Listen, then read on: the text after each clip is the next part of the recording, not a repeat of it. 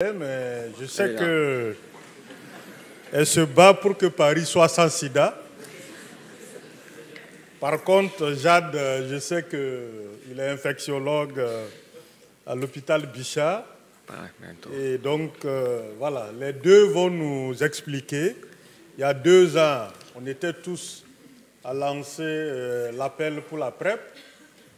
2 ans après, où en est-on, particulièrement à Paris?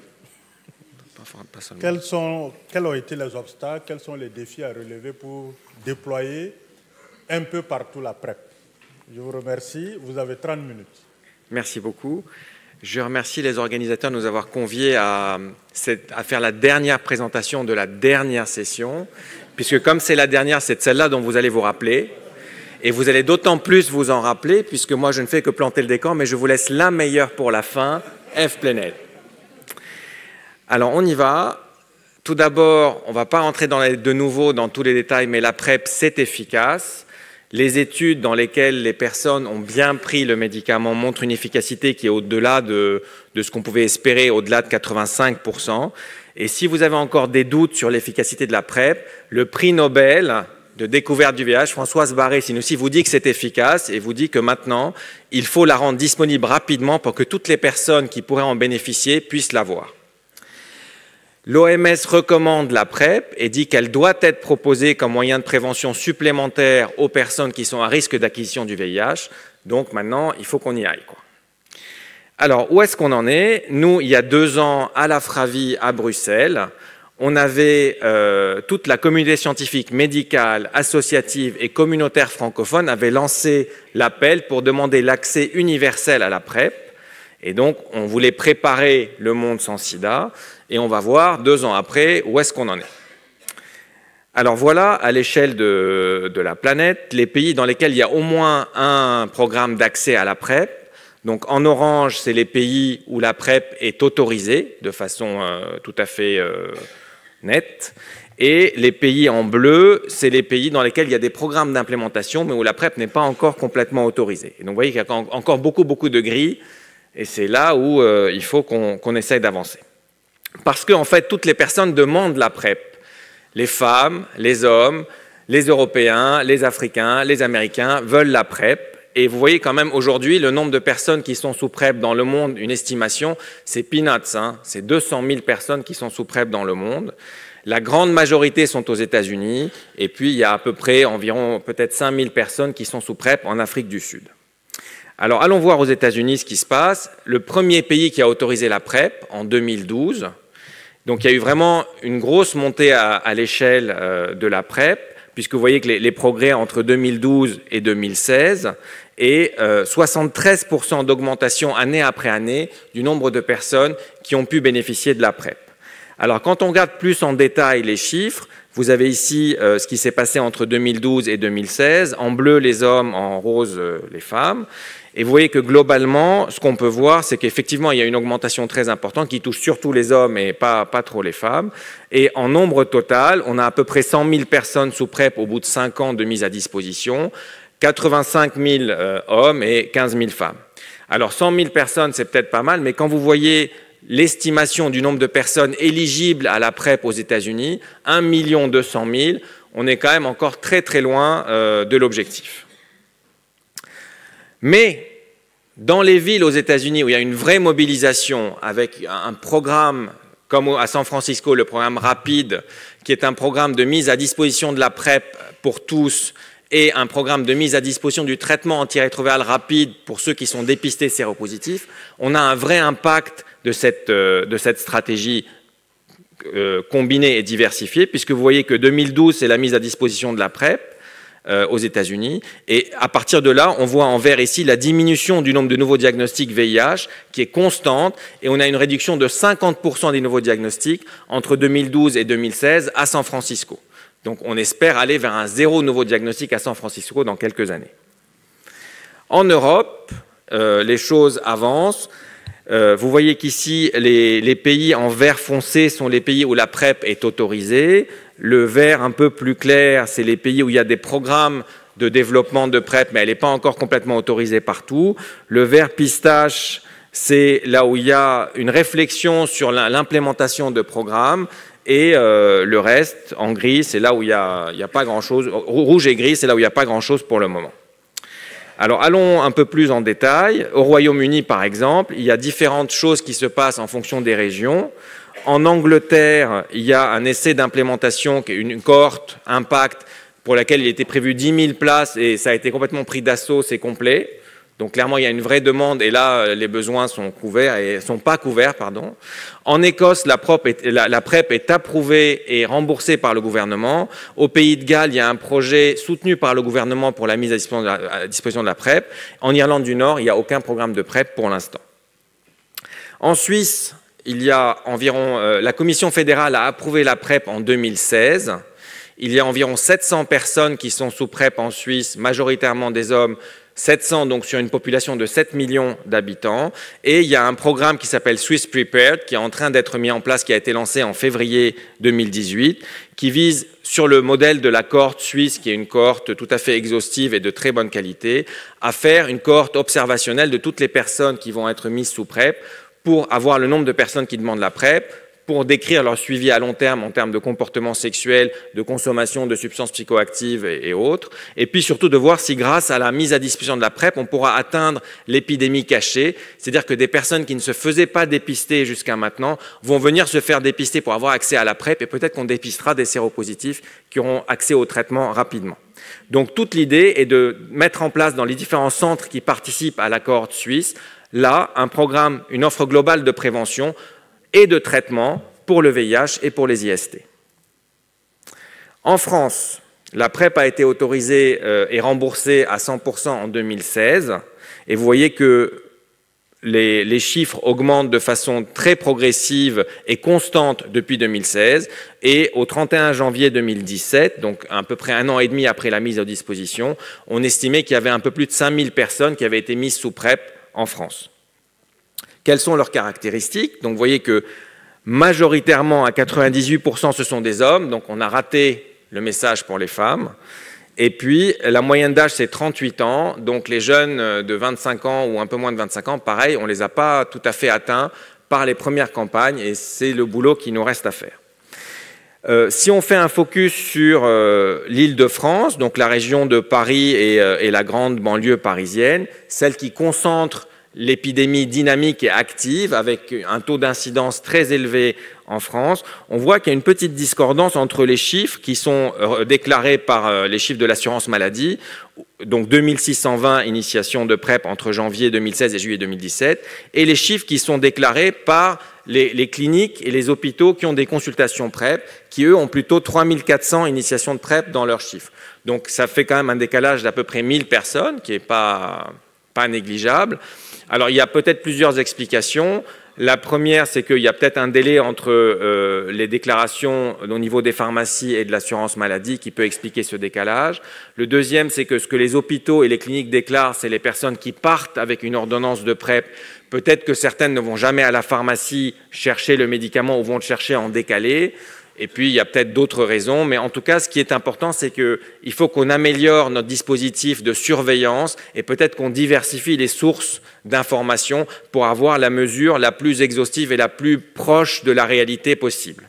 Mais en tout cas, ce qui est très rassurant, c'est qu'il y a une vraie tendance au décollage à Paris et en Île-de-France, avec vraiment, on peut considérer qu'il y a 4500 initiations de PrEP au 31 décembre 2017, ce qui est plutôt très très bien pour un début en janvier 2016. Donc un vrai décollage dans la région la plus touchée en France. Alors on va aller un peu plus loin dans les autres pays francophones, avec une expérience très intéressante au Maroc, l'étude Prepare Morocco sur l'acceptabilité de la PrEP au Maroc, menée par l'Association de lutte contre le sida, en collaboration avec le ministère de la Santé, donc très important, ONU-SIDA Maroc et le Fonds mondial.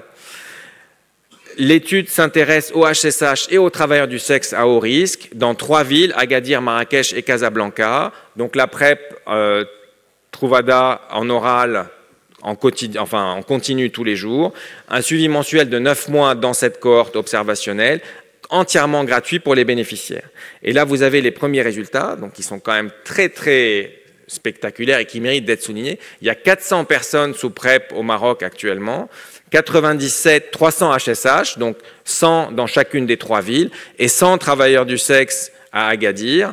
Et vous voyez que ça a permis quand même cette mise à disposition de cette cohorte de dépister des personnes séropositives, 2 VIH+, à Agadir, 3 à Marrakech et 7 à Casablanca.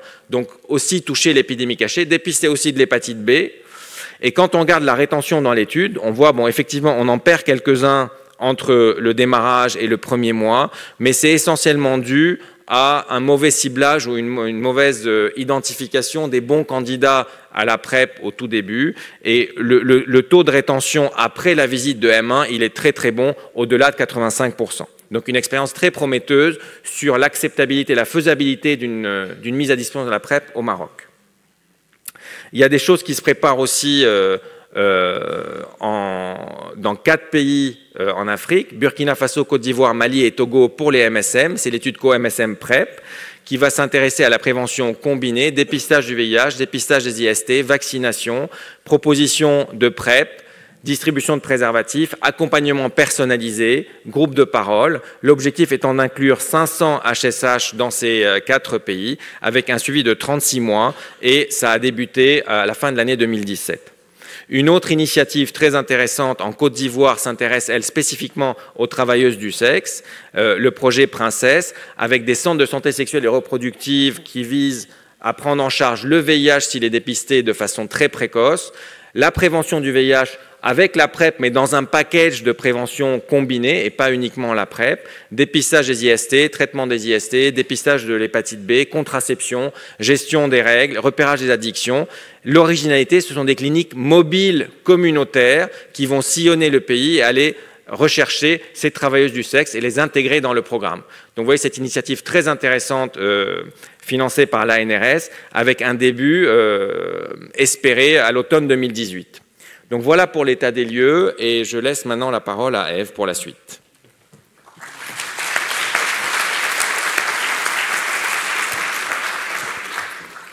Merci Jade, merci aux organisateurs de nous avoir conviés. Alors Jade ne le sait pas, mais la première fois que je l'ai vu intervenir il y a quelques années, j'ai eu un petit coup de foudre.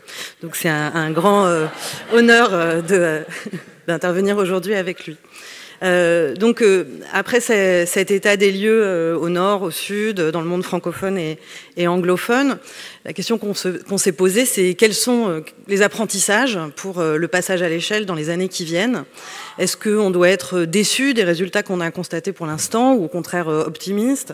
Est-ce qu'on doit se dire qu'on a tout raté ou au contraire regarder le verre au quart ou à moitié plein? On a plutôt fait le choix d'insister sur les solutions et les bonnes nouvelles qui nous permettent d'être optimistes. Alors j'ai repris la présentation, enfin le schéma de PrEPWatch. Je parlerai d'abord des questions de politique et réglementation, puis d'organisation du système de santé, troisièmement de la demande et de comment susciter la demande, et enfin des questions d'évaluation et de monitorage. Alors, en matière de politique publique et de réglementation, aujourd'hui, les gouvernements n'ont plus d'excuses pour autoriser la PrEP. Je pense qu'on est tous d'accord là-dessus. Les ressources disponibles pour le plaidoyer, mais aussi pour l'implémentation, sont pléthoriques. Je pense notamment à l'outil d'implémentation développé par l'OMS l'année dernière, les ressources associatives communautaires, à l'échelle européenne comme dans le monde.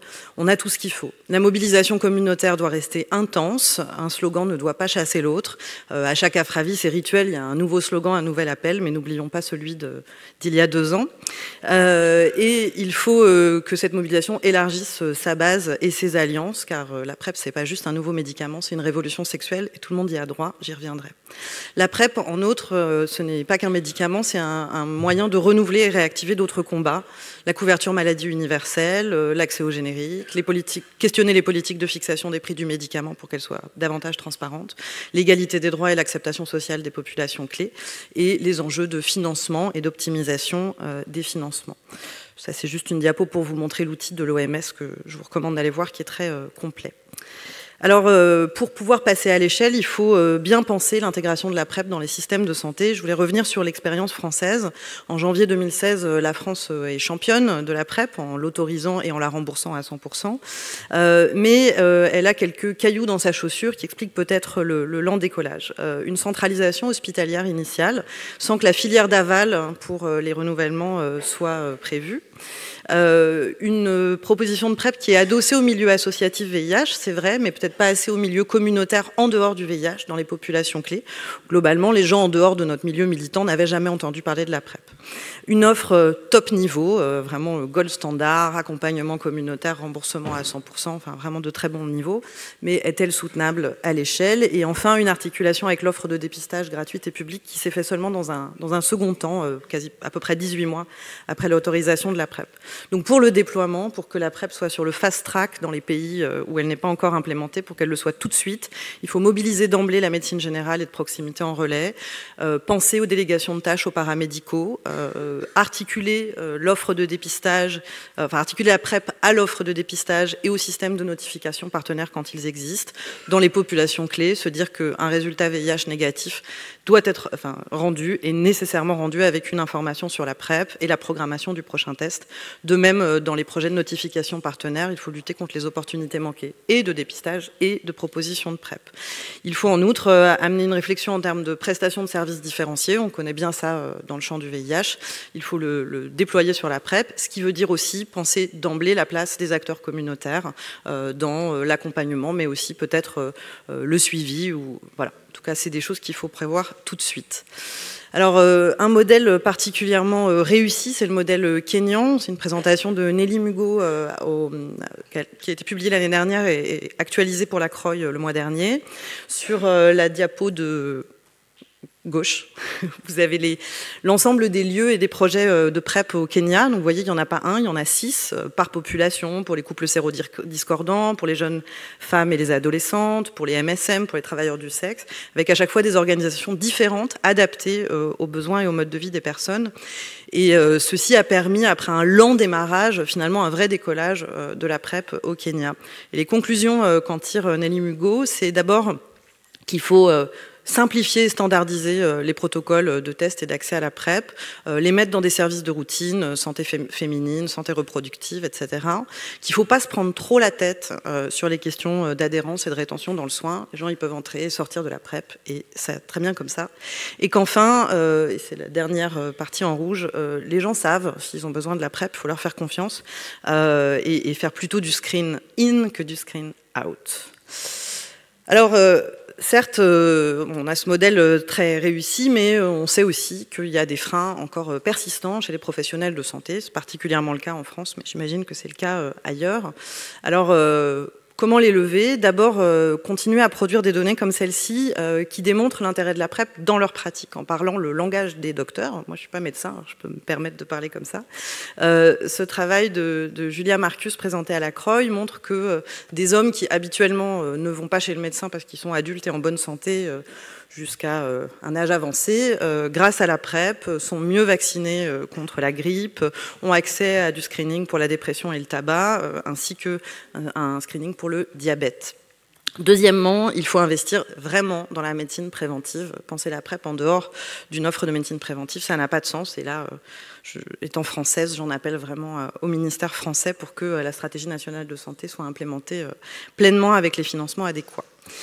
Enfin, il faut amener l'information à l'ensemble des professionnels de santé. Ils ne viendront pas la chercher tout seuls dans une conférence comme celle-ci, via les caisses d'assurance maladie, quand il y en a, par les ordres et sociétés savantes, par voie électronique et par courrier, par des offres de formation adaptées, et aussi en sensibilisant l'ensemble des réseaux de correspondants habituels des médecins, les laboratoires d'analyse, les sages-femmes, les infirmiers, qui peuvent être des relais très importants à ne pas négliger. Alors, une fois qu'on a... voilà. Mais il ne faut pas oublier que, quoi qu'il arrive, il y a toujours des controverses dans le monde médical et on aura toujours un backlash. Je vous rappelle par exemple le backlash sur la pilule contraceptive dans les années 60-70 qu'on vit encore aujourd'hui. Alors une fois qu'on a travaillé avec les médecins et l'offre de santé, il faut évidemment créer la demande dans toutes les populations clés, communiquer de façon positive, claire, etc. Ça, c'est des choses que vous avez sans doute déjà vues. Mais il y a quand même quelques controverses. La première, c'est celle-ci. Est-ce qu'il faut cibler le marketing sur les gays et les HSH ou au contraire se préoccuper de tout le monde ?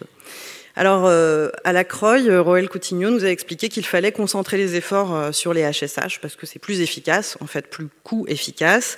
Les chaînes de transmission chez les migrants en Europe sont pas très longues, et donc il estime que dans les pays à faible prévalence, il faut se concentrer sur les HSH. De même, on entend souvent « la PrEP n'est pas une priorité pour ».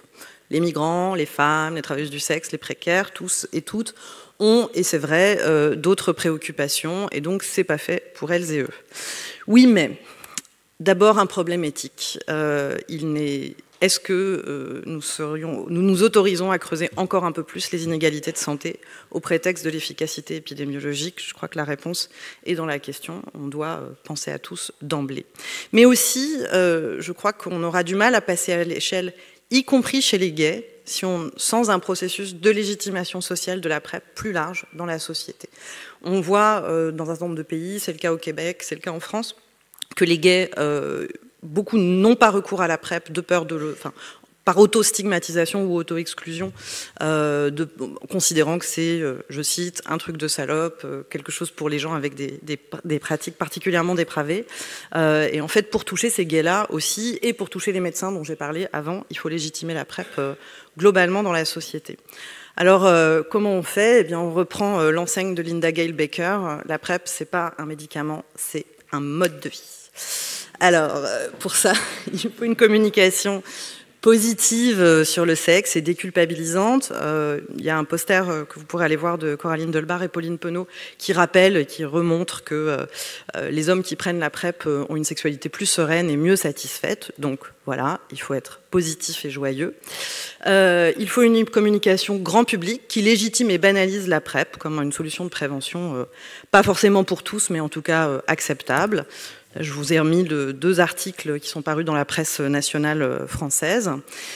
Et puis, il faut des leaders d'opinion diversifiés. Alors malheureusement, je n'ai pas trouvé de stars ou de célébrités qui soient out sur leur prise de PrEP, donc je vous ai mis la mairie de Paris en clin d'œil. Alors, voilà, acceptabilité, communication, mais maintenant on va s'interroger à la possibilité dans ces populations qui ne sont pas les HSH. Est-ce que la PrEP, ça marche pour les femmes? Oui, la PrEP, ça marche pour les femmes cisgenres et hétérosexuelles, aussi bien que pour les hommes. Ça, c'est des données que vous connaissez sans doute. Est-ce que les femmes sont intéressées par la PrEP? Si on regarde, alors je prends les données les plus récentes présentées à la FRAVI, l'analyse de Flash PrEP in Europe, donc sur 678 femmes qui ont répondu à l'enquête, 18% se disent intéressées pour prendre la PrEP, et c'est corrélé au fait d'avoir un risque perçu assez élevé et d'être une migrante du sud vers le nord. Pour que ça marche, bien sûr, et je vous renvoie à la présentation en plénière hier de Béa Wülstek, il faut intégrer la PrEP au service de santé sexuelle, de planification familiale, de santé féminine, dans une approche globale. Et surtout, il faut porter d'emblée l'horizon de ce qui arrivera peut-être dans quelques années, des schémas de prise plus simples, des systèmes par injection, des modes d'administration plus simples, d'autres types d'antirétroviraux. On n'a pas encore l'anneau vaginal, mais il faut quand même le dire comme horizon, on n'est pas condamné à une pilule par jour nécessairement. Est-ce que c'est possible chez les femmes trans et ou concernées par le travail sexuel? Je suis désolée d'avoir regroupé les deux groupes qui ne se regroupent pas nécessairement, mais en fait dans la littérature, les données sur les femmes trans sont souvent des données sur les femmes travailleuses du sexe. Alors à la CROI, Tania Potit a présenté une étude sur les trans latinas et noires séronégatives aux États-Unis, à Boston, si je ne dis pas de bêtises. 3/4 de ces femmes rapportent une connaissance et un intérêt pour la PrEP, mais seulement 20% en ont déjà pris. Leur principale préoccupation est liée à une crainte d'interaction avec le traitement hormonal. Donc ça, c'est une question à laquelle il faut absolument répondre, dénouer l'angoisse si on veut que ça marche. Ce qui est intéressant, c'est que les femmes qui ont un historique de travail sexuel se perçoivent comme à risque et ont envie de prendre la PrEP.